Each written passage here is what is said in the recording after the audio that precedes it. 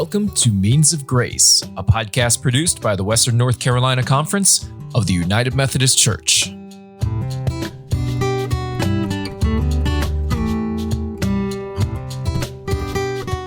Welcome to Means of Grace.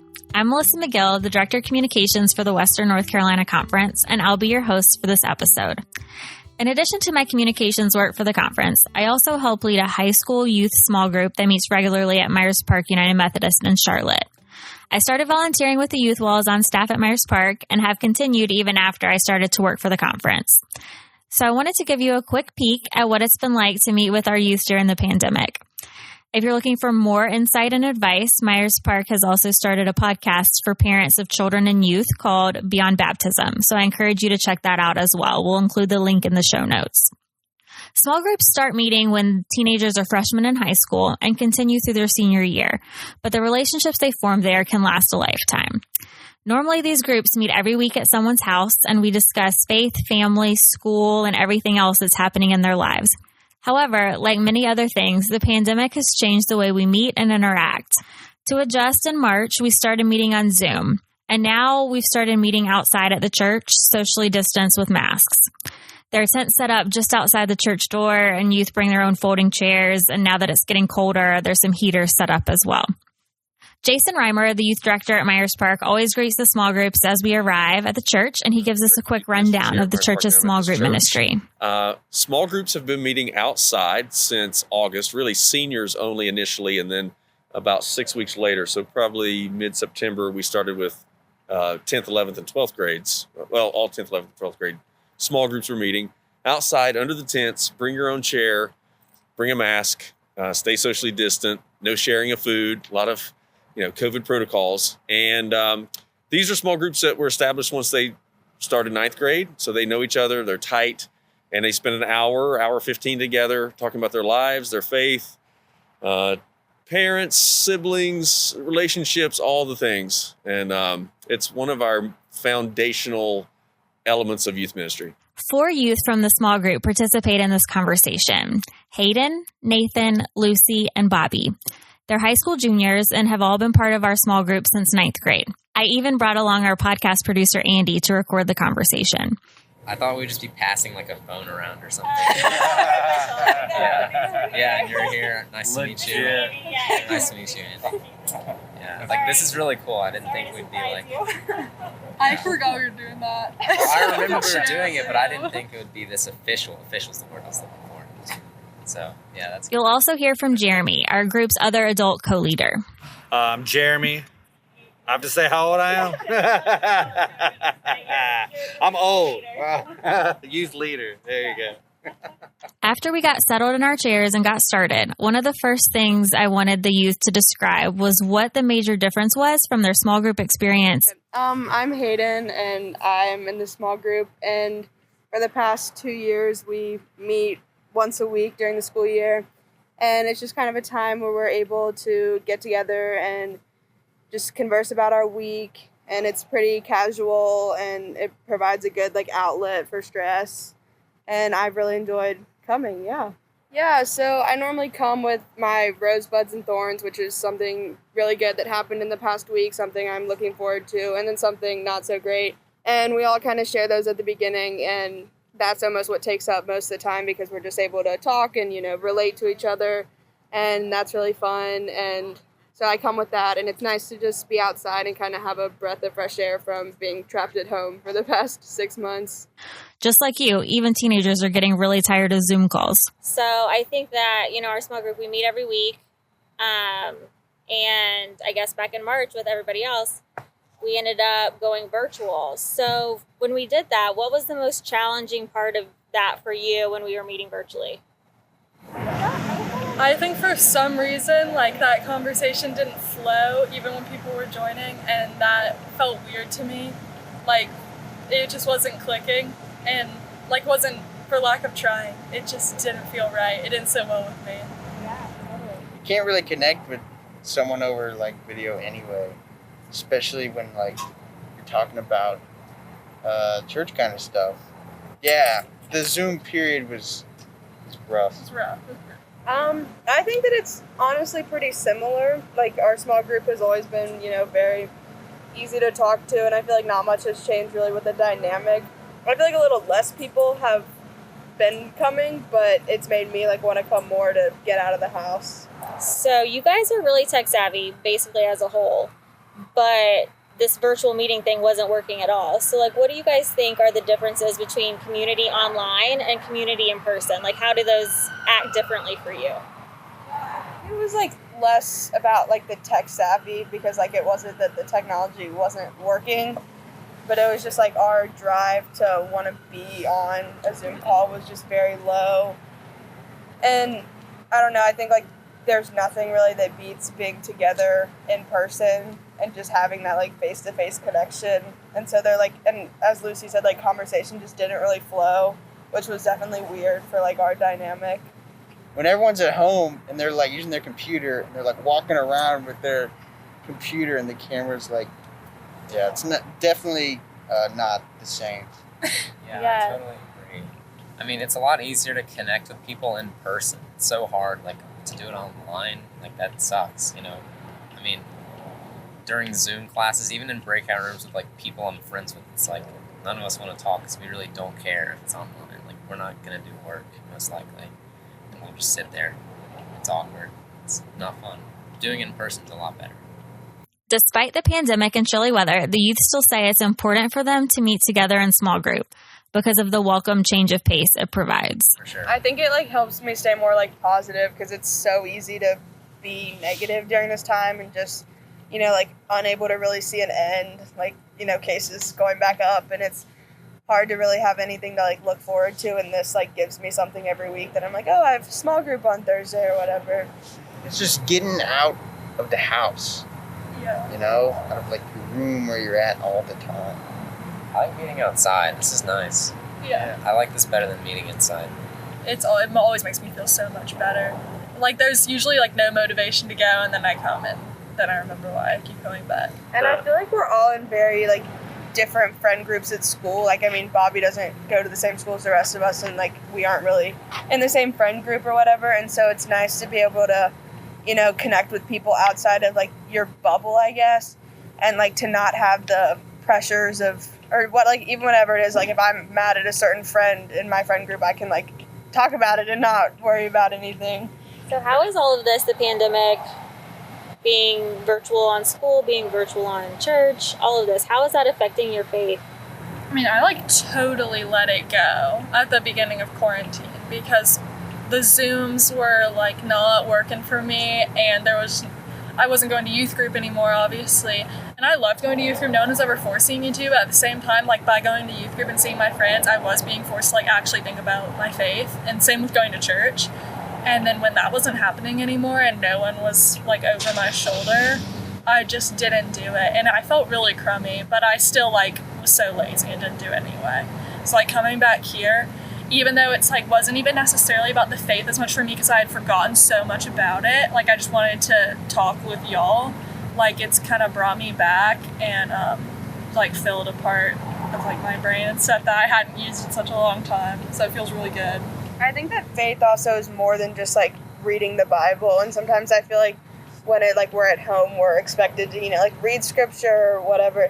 And I feel here we're able to connect with our faith in ways that aren't just, reading a Bible verse, and we're able to have this conversation that ends up going down really cool paths.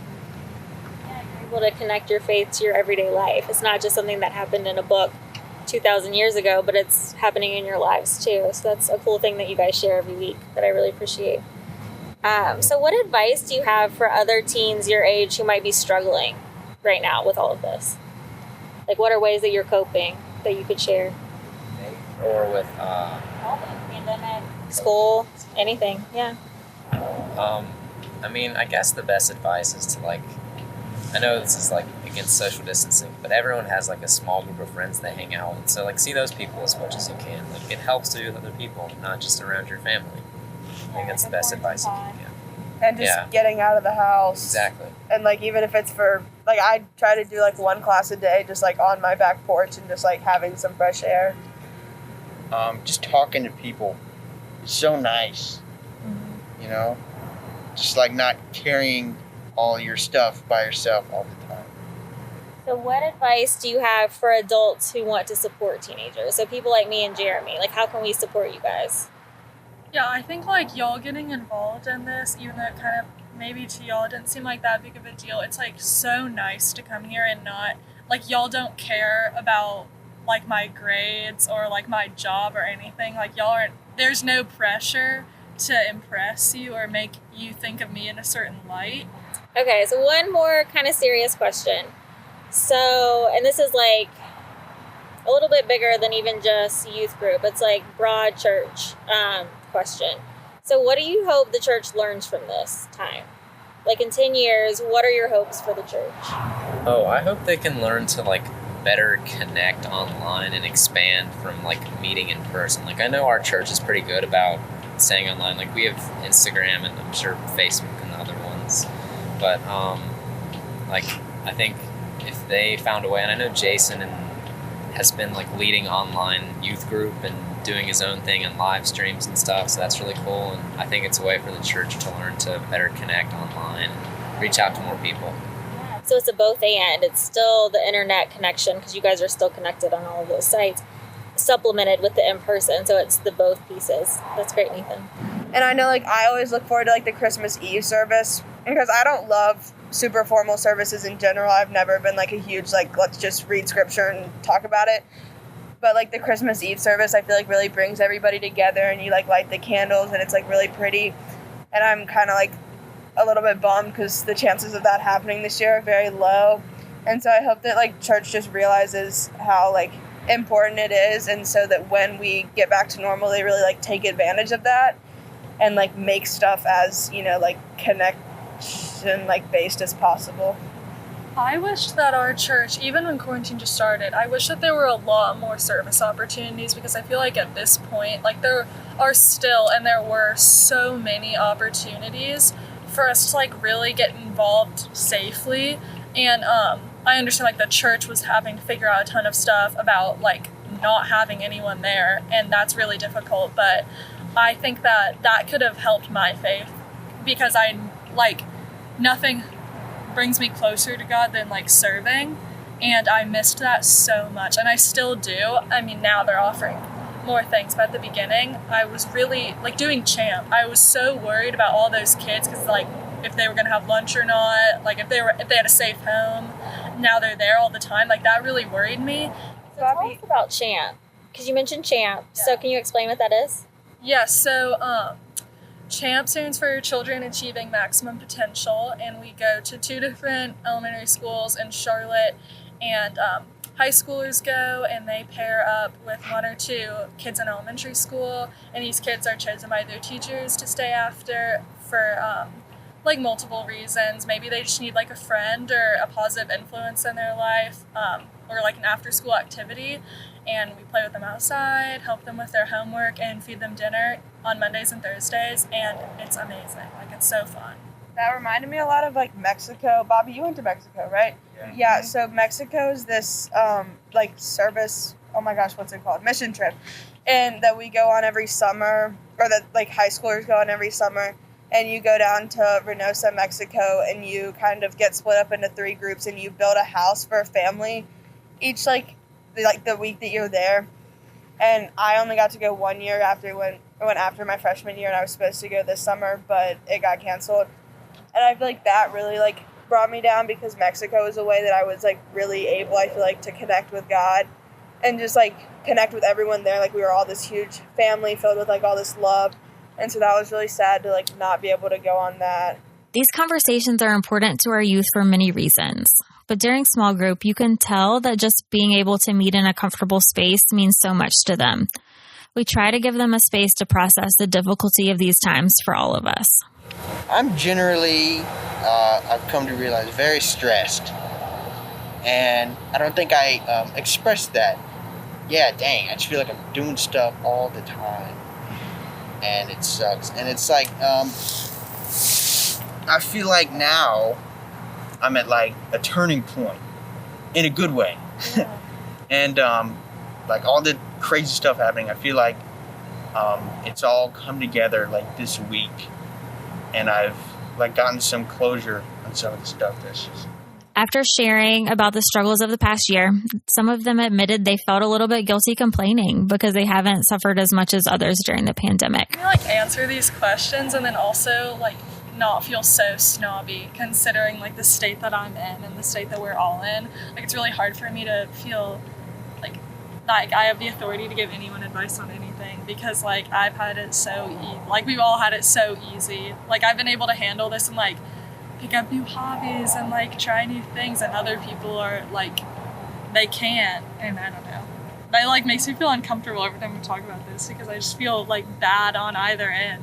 But I think we still need to acknowledge the fact that it's hurt, even if it hasn't hurt us physically, it's hurt some of our mental health, and it's still serious that we shouldn't instead of feeling snobbish, just to be aware of what we do have, but then also just acknowledge it's okay to feel more anxious or alone.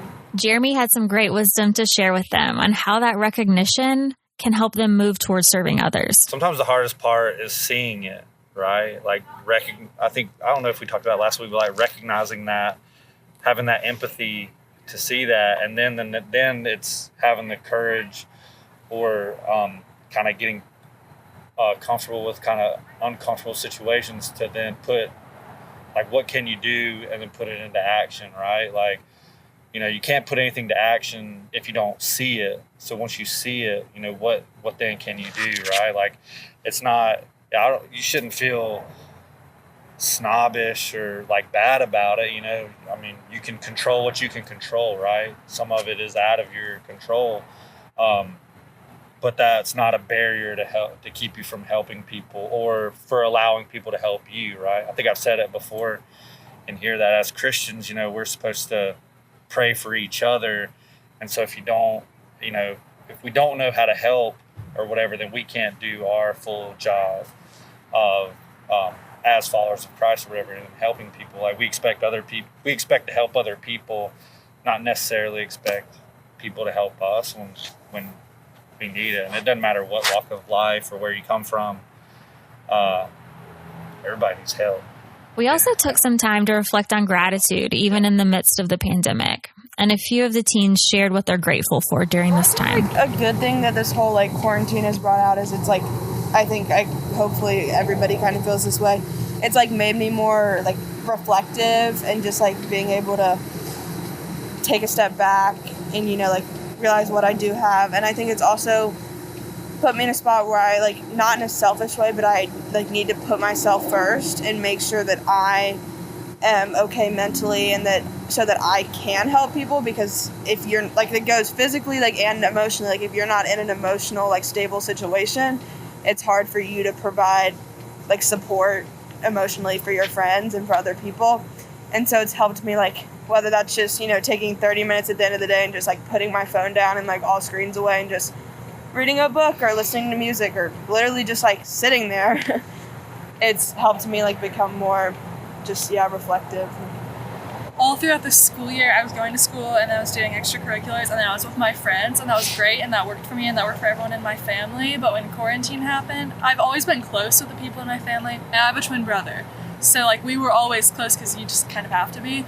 But when it was just I just was so bored and I would go into his room and just bother him, we're so much closer now, and it pays off so much to just have a better relationship with your family. And I think if you can still work on that now, it's worth it, because I'm so much happier stuck in my home because of it. Finally, we wrapped up by sharing something that we're looking forward to, or a bud, from the rosebud thorn exercise Hayden shared about earlier. I think just Christmas for me, the whole vibe and the atmosphere of even though we might not be able to go to holiday parties and stuff, you can still have a tree and a fireplace and be all huddled up and watching Christmas movies, and it just gives me something to look forward to. And when we were talking about helping people and feeling overwhelmed because we didn't know how to help people, over the past however long Corona's been around, I saw a lot of stuff online that horrible things going on across the world, and no one really seemed to be talking about them except for small groups of people, and I was oh, that's horrible, what can I do to help? But like, and I felt, you know, sad because there were so many things, and I didn't think I could do anything. I just felt kind of useless. But there were so many, like, no one else had anything better to do, and people were like creating GoFundMes and fundraisers and stuff, and sending money and aid to all these places that I'd never seen before. And I thought that was really cool. Like, everyone had a chance to be helped and donate online, so that was really cool.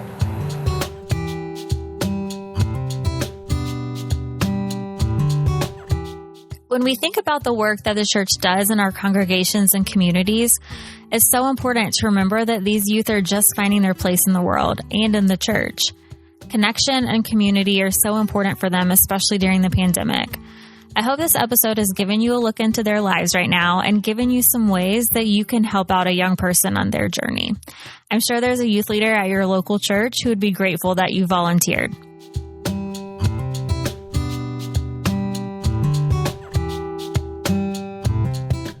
Thank you for listening to Means of Grace, a podcast produced by the Western North Carolina Conference of the United Methodist Church. We hope you enjoy listening to these podcasts and use them as a way to stay connected to our community. Remember to subscribe to Means of Grace for free on Apple Podcasts, Spotify, or wherever you get your podcasts. Please leave us an honest rating and a review. It helps others find this podcast. Follow the WNCC on Facebook, Instagram, and Twitter at WNCC-UMC. Once again, that's at WNCC-UMC.